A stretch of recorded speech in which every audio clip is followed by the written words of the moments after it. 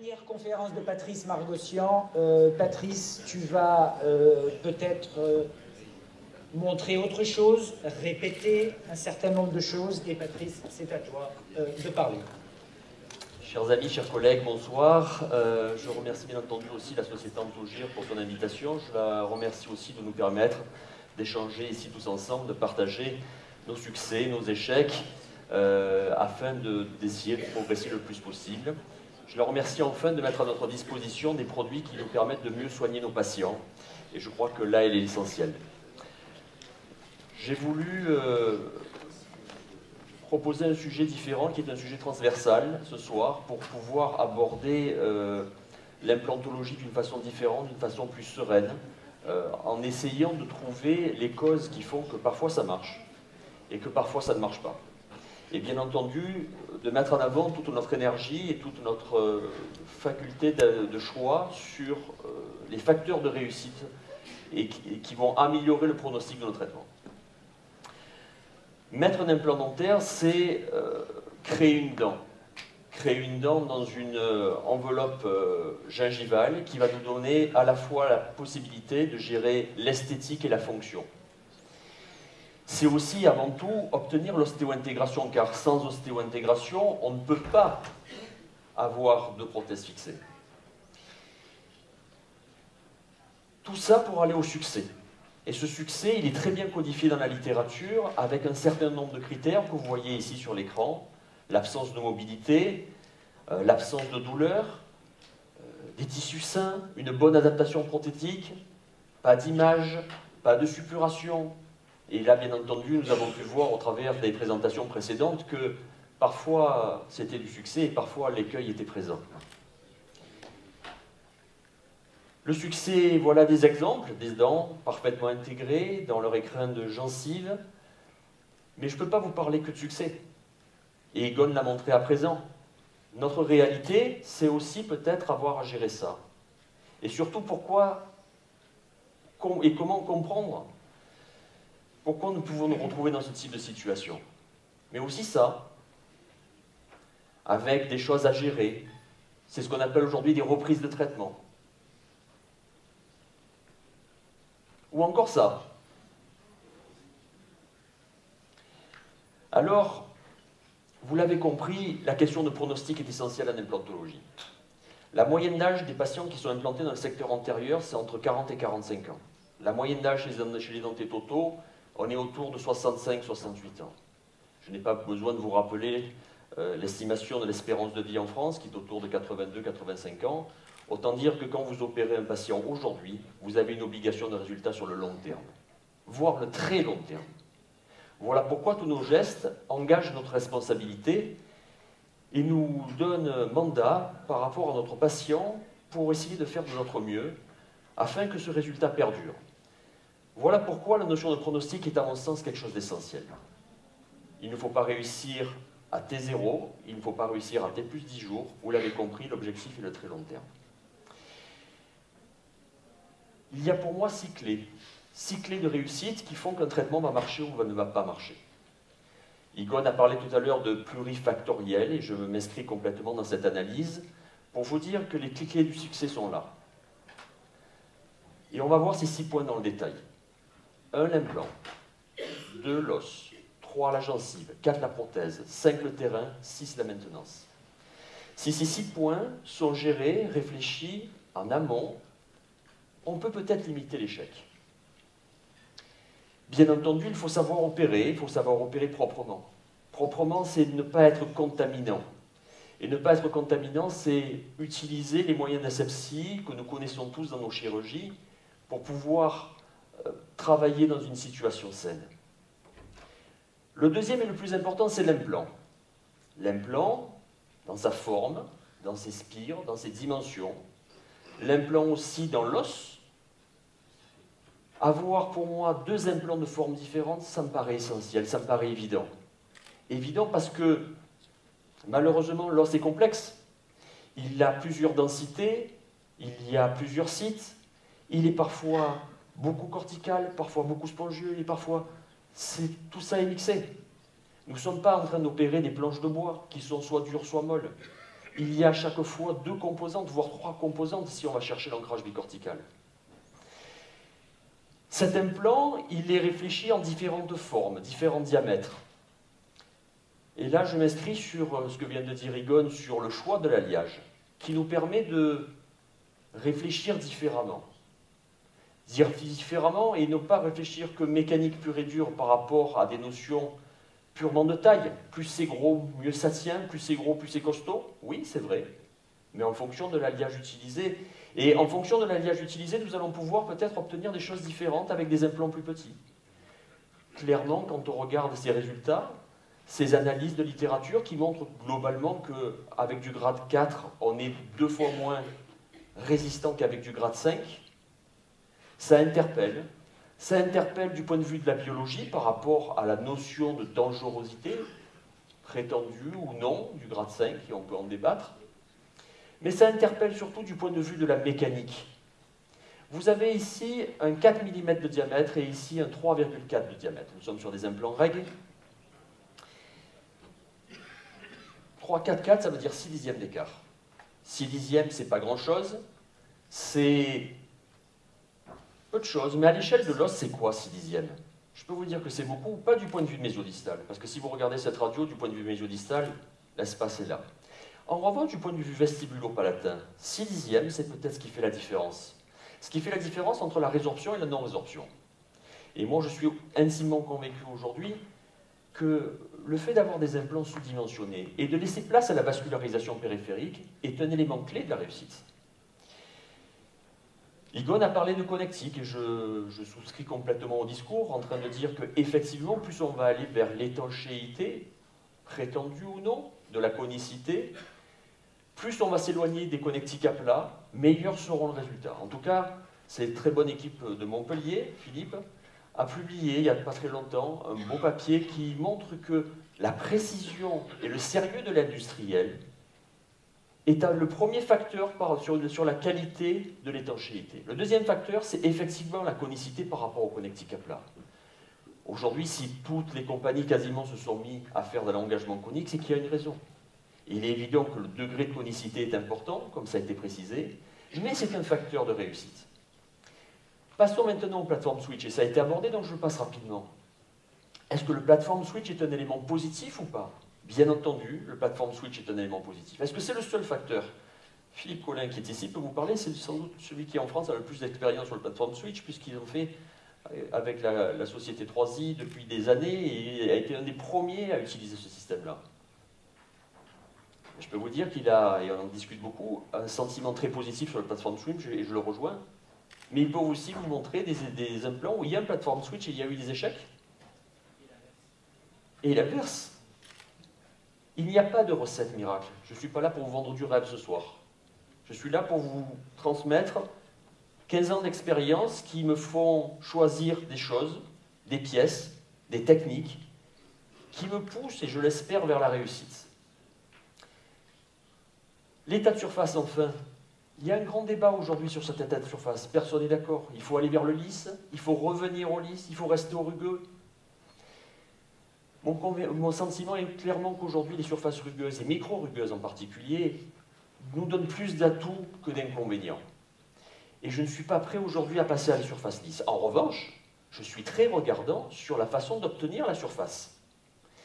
Si la surface est obtenue par addition, si elle est obtenue par soustraction, quel est le mode d'obtention? Parce que ça a de l'importance. Et dites-vous que si une cellule osseuse, un ostéocyte, aime ce type de surface, une bactérie peut l'aimer aussi. Alors, parfois on a ça. Alors Igone a des t-shirts, moi j'ai des regards.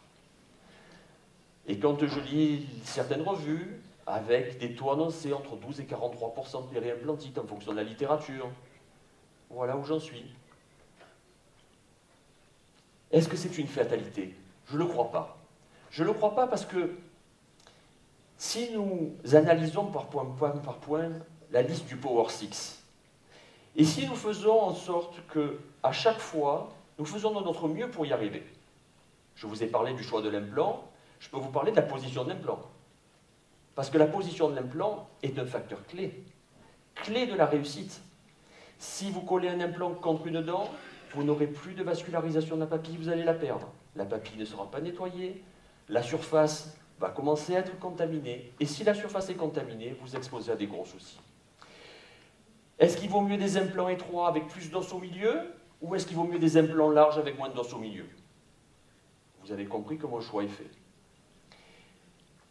Il faut aussi respecter un engagement prothétique. Les patients viennent pour avoir des dents, ils ne viennent pas pour le plaisir d'avoir du titane dans de l'os, et que le choix prothétique est basé sur un projet thérapeutique. Et ce projet thérapeutique initial est basé sur ce que fait la nature, c'est-à-dire des diamètres mésio-distales de dents qu'il faut respecter pour avoir des anthraxes corrects. Lorsque les anthraxes corrects sont respectés, la biologie est là, comme elle est là autour des dents naturelles.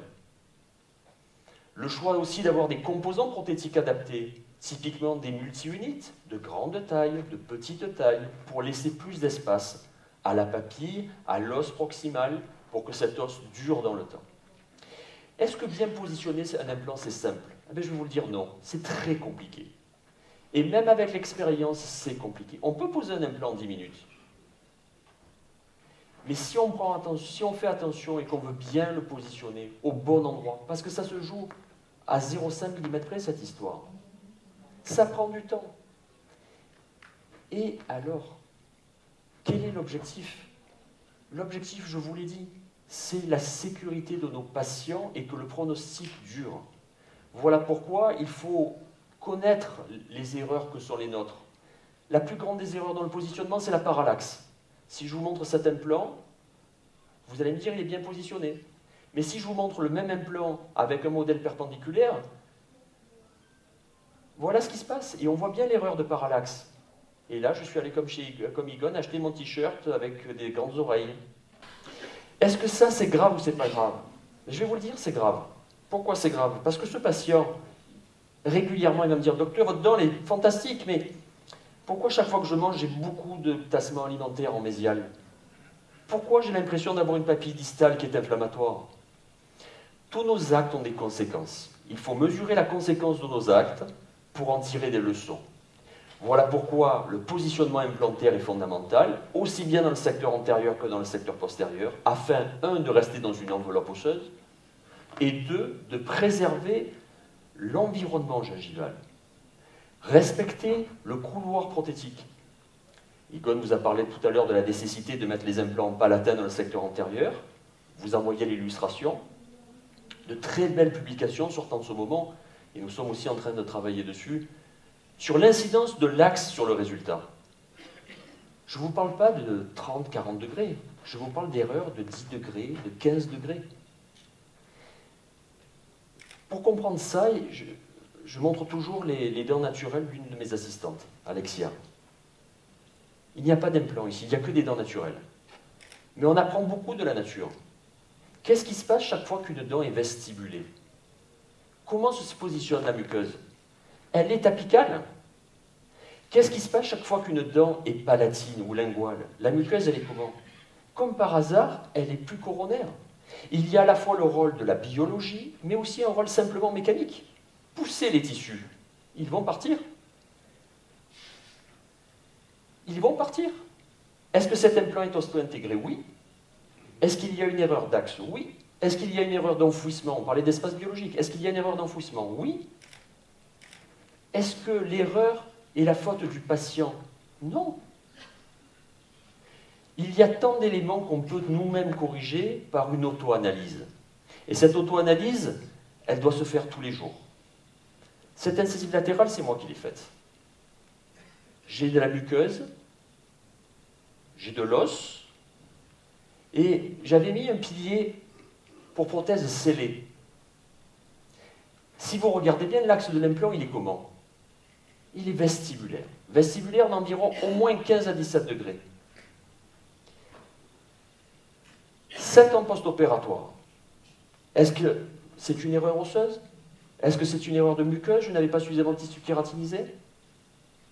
Je crois que l'incidence de l'axe de l'implant sur le résultat est fondamentale, à la fois au niveau des tissus mous et à la fois au niveau des tissus durs. Voilà pourquoi le deuxième facteur après l'implant, c'est l'os. Voilà pourquoi il faut de l'os. Parce que si vous n'avez pas d'os, votre implant, il ne sera pas au bon endroit. Il n'aura pas le bon axe. Et s'il n'a pas le bon axe, on va le payer. Et pour éviter ça, il faut toujours confronter à la fois le projet de prothèse et à la fois le volume osseux du patient. Soit il y a adéquation, et tout est beau dans le meilleur monde possible, soit il n'y a pas d'adéquation, il va falloir changer le volume. Et changer le volume, alors, il y a plein de techniques. Mais vous serez tous d'accord avec moi pour dire que vous préférez opérer des zones où l'os est présent plutôt qu'avoir à gérer ça. Parce que bien entendu, on augmente le niveau de difficulté, et bien entendu, on va peut-être s'éloigner du positionnement idéal de l'implant. Ce positionnement, il est parfaitement codifié, et la quantité d'os qu'il faut autour des implants, c'est aussi parfaitement codifié. Aujourd'hui, on s'accorde tous pour dire que 2 mm, ce serait un espace utile. Voilà pourquoi je pense que sous-dimensionner l'implant m'arrange, parce que ça veut dire que j'ai besoin de moins d'os en fabrication. Mais ce qui m'engage aussi, dans des situations où l'os n'est plus là, à reconstruire.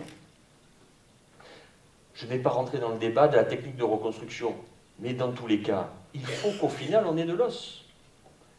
Pour pouvoir avoir un positionnement implantaire qui soit correct.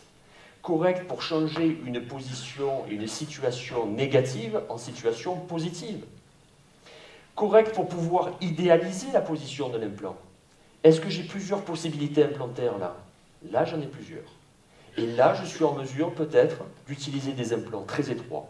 80% de ma consommation, ce sont des implants de 3,4 mm de diamètre.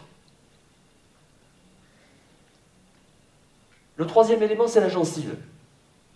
Cette gencive, elle est, je pense, fondamentale. Et j'ai mis les choses en ordre d'importance.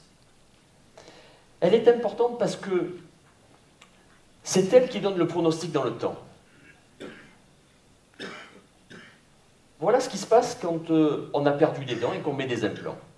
Vous vous retrouvez souvent avec une ligne mucogingivale qui est, somme toute, assez près de la crête.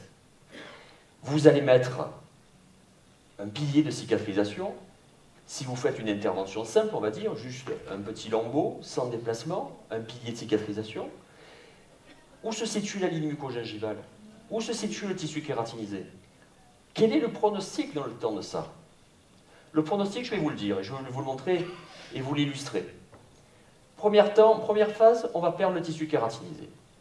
Deuxième phase, on va perdre une partie de l'os vestibulaire. Je vous rappelle que les surfaces sont micro-rugueuses, elles sont donc contaminantes, et là, on est sur le début d'une chaîne qui va nous aboutir à une situation de nervosité, de stress sans équivoque. Voilà pourquoi il faut apprendre de nos erreurs. 2009, 4 implants parfaitement posés dans l'os, sans souci d'axe. Une prothèse qui, somme toute, est correcte. Alors, il n'y a pas les papilles, on ne va pas chipoter là-dessus, mais tout ça est plutôt bien fait. 2012, des débuts de récession. Alors, on peut regarder sur la photo de 2009 où se situe la ligne mucogingivale. Elle est ici. Je vous rappelle qu'on est ici en prothèse scellée, avec des piliers anatomiques, que la hauteur des piliers sur le secteur postérieur est à peu près de 4 mm. Si je mesure 4 mm ici, je m'aperçois que quand je tire la joue, je ne suis pas sur l'os, je suis dans la zone transgingivale. Vous mettez tous des implants dans la salle. Tirez les joues de vos patients. Regardez où viennent les muscles.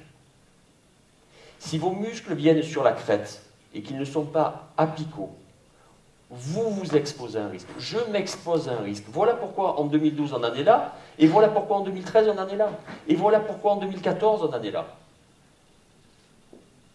Quelle est la solution? La solution, c'est d'agir. D'agir pour éviter la catastrophe. Agir en greffant pour pouvoir, en 2017, déplacer le muscle. Le déplacer apicalement et prier. Prier pour que cette surface qui est rugueuse ne se contamine pas plus que ce qu'elle l'est déjà. Alors, la chirurgie mucogingivale et la paro est là pour nous servir. Il n'y a pas 100 techniques, il y en a 2. Il y a le lambeau déplacé apical. Lorsque vous avez du tissu kératinisé, il suffit juste de prendre ce qu'il y a pour le déplacer. C'est sans doute la technique la plus simple. Cliniquement, ça donne quoi? Ça donne ça. Vous avez une ligne mucogingivale qui est ici. Vous prenez le tissu en palatin, vous le déplacez vestibulaire, et vous allez donc ainsi déplacer les insertions musculaires apicalement.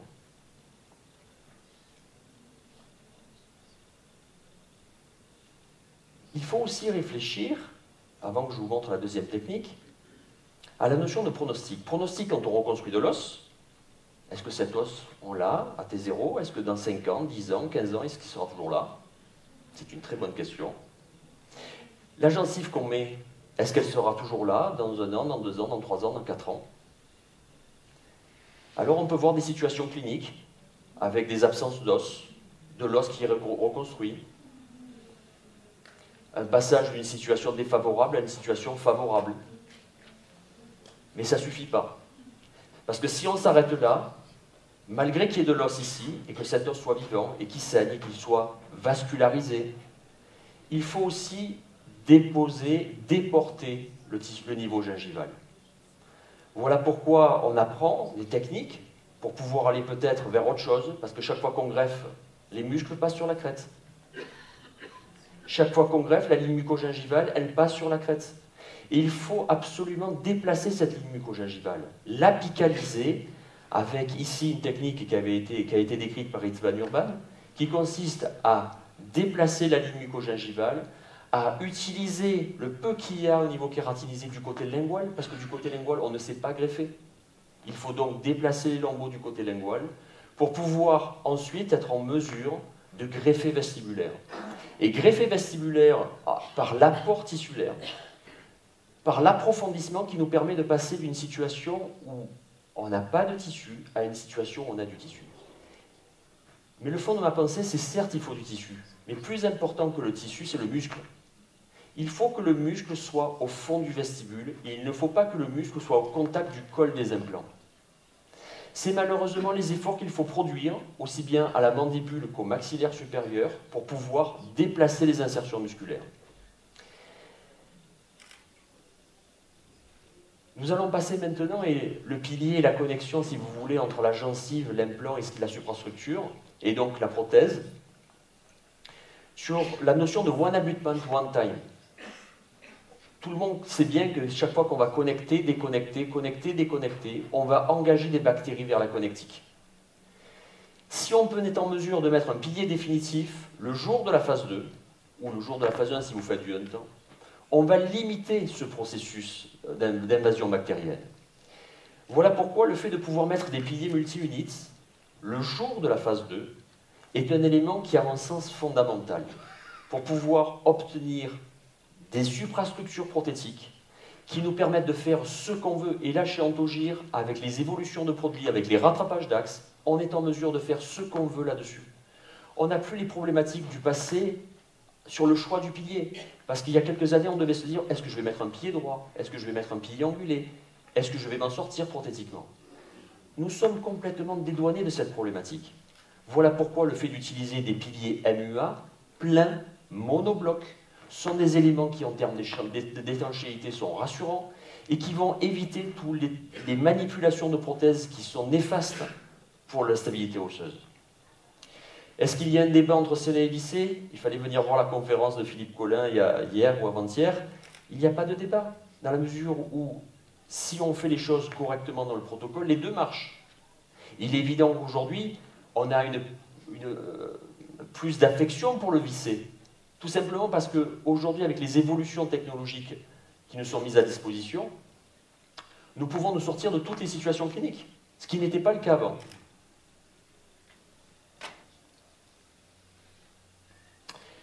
Si on va vers la prothèse scellée, il faut bien entendu respecter des règles et éviter les ciments de scellement dans les sillons gingivaux très profonds. Et pour ça, il ne faut pas utiliser des piliers standards. Il faut utiliser des piliers anatomiques qui vont positionner les limites cervicales dans une situation juxtagingivale. Pour éviter d'avoir ça. Et juste une chose, c'est que si l'implant est sur la photo, c'est qu'il y a une bonne raison.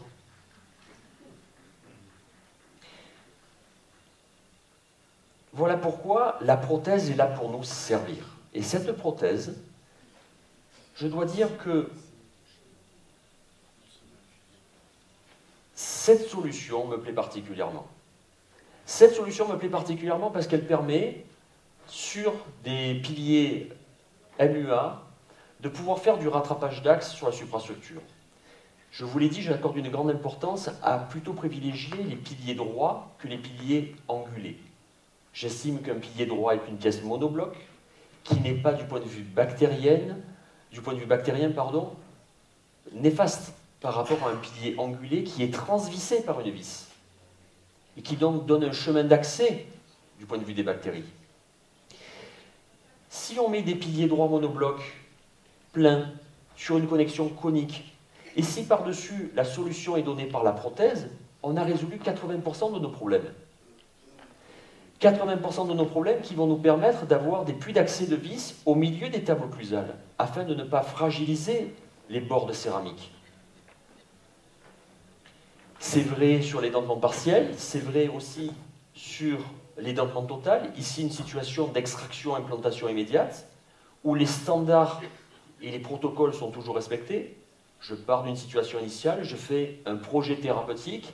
De ce projet thérapeutique va découler un guide chirurgical, peu importe la forme du guide, standard, artisanal, CFAO, pour pouvoir respecter des anthrax implantaires, respecter une logique qui va vers la réalisation prothétique guidée, afin de pouvoir donner au laboratoire de prothèse les moyens de travailler correctement, tant du point de vue esthétique que du point de vue fonctionnel. Et là, une fois de plus, le rattrapage d'axes, parce que nous ne sommes pas des machines-outils. On se trompe dans les axes, on se trompe, on essaie le moins possible, mais on fait des erreurs de 5 degrés, de 10 degrés. 5 degrés ou 10 degrés rapportés à l'échelle d'une table occlusale pour faire de la belle céramique, et Egon a montré de très belles céramiques tout à l'heure, il faut qu'il y ait de la masse de stratification. Pour avoir ensuite ce genre d'adaptation qui est rendu possible par la CFAO et par l'usinage ici de chrome cobalt, et obtenir l'intégration qui va associer l'esthétique et la biologie par la réponse tissulaire. Il ne faut pas oublier ce qu'on sait, c'est que le micro-mouvement va créer des contaminations bactériennes, quelle que soit la connectique. C'est vrai qu'avec la connectique conique, on est un peu plus à l'abri qu'avec les connectiques à plat. Et je comprends pourquoi Egon a changé de système. Néanmoins, il est intellectuellement séduisant, même si ça n'est pas ma culture, de comprendre que dans certaines situations, lorsque l'esthétique n'est pas concernée, d'avoir recours à des implants monoblocs avec un pilier intégré, et donc des implants tissu level et pas bone level, nous permet de ne plus avoir de problème de microcontamination à l'interface pilier-implant. Le fait d'utiliser du tissu level dans des zones mandibulaires où il va y avoir de la fausse gencive, où, je le répète, l'esthétique n'est pas présente, on n'est pas là sur une problématique de papille, on est là sur une problématique de bactéries et de long terme, va nous permettre d'avoir, grâce encore une fois à l'ingéniosité des systèmes, d'avoir des rattrapages d'axes qui vont nous permettre de passer de situations où les axes ne sont pas favorables à des situations où ils le deviennent. Le fait d'utiliser des tournevis à tête sphérique vous permet de visser dans les angles. Et c'est tout simplement révolutionnaire. Il y avait 6 facteurs, on est au 5e. Le terrain. Il ne faut jamais oublier le terrain. Nous travaillons sur des patients qui ont un passé médical. Jérôme, tu as parlé de vitamine D, tu as parlé de cholestérol, et je souscris complètement à ça. Il y a aussi une notion fondamentale qui est l'assainissement parodontal. Il est hors de question, quelle que soit la discipline chirurgicale, d'entamer un traitement sans assainissement parodontal. Sans expliquer à nos patients que Marlboro c'est bien, mais que dans les pubs. Parce qu'il y a une adéquation, il y a une équation qui marche dans 100% des cas. Et là, on ne peut pas se tromper, c'est lorsque vous associez ça avec ça, égale ça. Je ne fais aucune greffe osseuse et aucune greffe gingivale sur un patient qui fume, même 2 cigarettes par jour. Je lui pose des implants et je lui explique bien qu'il ne faut pas fumer. Mais je ne fais aucune greffe à un patient qui fume. Parce que le taux d'échec est trop important et qu'on ne peut pas se permettre dans nos activités d'avoir 30 à 40% d'échec. Parce que je deviens fou, Vous allez devenir fou, et les patients aussi. Donc ce n'est pas une bonne idée. Voilà pourquoi il faut leur expliquer que... Je leur montre cette photo, hein. Je peux vous l'envoyer, il n'y a aucun problème. Cette photo, c'est un implant que j'ai retiré sur un patient qui fumait un paquet par jour. La nicotine et le goudron sont fixés sur les spires de l'implant. Le dernier volet, pour finir et pour conclure, c'est bien entendu la maintenance. Nos engagements de traitement se font sur le long terme. Et dans le long terme, il y a un contrat moral entre vous et le patient. Il faut que les patients soient convoqués tous les 6 mois pour être suivis en maintenance. Ça ne fait pas partie de la culture française. C'est un tort. Si les patients ne sont pas suivis, le taux d'échec est supérieur. Voilà pourquoi il faut avoir en tête cette notion de maintenance. Mais cette notion de maintenance, elle n'est pas que parodontale, elle est aussi occlusale. Et Philippe, j'avais montré hier ou avant-hier une très belle photo d'ouverture d'espace mésial. Vous avez tous mis des implants postérieurs, mandibulaires ou maxillaires, vous avez fait de la super prothèse, vous avez un magnifique point de contact. 3 ans après, le patient vient, vous avez perdu le point de contact mésial ou distal, mésial. Vous l'avez tous vécu, ça. Pourquoi? Mais je vais vous dire un truc, les dents, elles bougent. Et si les dents bougent, l'occlusion bouge aussi. Et votre occlusion qui a été parfaitement réglée à T0, à T plus 1 an ou à T plus 2 ans, elle n'est plus peut-être parfaitement réglée. Et si vous associez le cocktail de je ne brosse pas les dents avec j'ai des surcharges occlusales, vous ouvrez la porte à l'explosion. Voilà pourquoi nous avons cette obligation de résultat qui doit s'accompagner d'une rigueur de tous les jours sur les 6 points que nous avons vus. Et le tout dans une philosophie que j'ai baptisée il y a quelques années, le concept RPG. RPG, ça veut dire régénération prothétique guidée. Tout le raisonnement est basé sur le prérequis. Le prérequis, c'est un projet de prothèse. Le deuxième prérequis, c'est l'assainissement parodontal. À partir de là, on va avoir une colonne vertébrale. Cette colonne vertébrale va du projet jusqu'à la réalisation de prothèse. L'implant n'est qu'un moyen. La maintenance est une obligation. Vous avez des points tout autour qu'il ne faut pas faire passer en priorité. La greffe osseuse, la greffe de gencive, ce n'est pas la priorité. Ce sont aussi des moyens. Il ne faut pas faire passer les moyens avant l'objectif. Voilà pourquoi, à mes yeux, si nous passons un peu de temps sur le type d'implant que nous choisissons, sur la façon de les mettre en place, sur leur position, sur la quantité d'os qu'il faut autour de nos implants, sur la quantité de gencives et surtout sur le positionnement du muscle par rapport à la gencive, sur la qualité de nos prothèses, sur le fait que le tabac, c'est pas si bien que ça, et enfin sur le fait que finalement venir dire coucou à son dentiste tous les 6 mois, c'est plutôt sympa. Je pense qu'on s'approche du succès. Je vous remercie pour votre attention.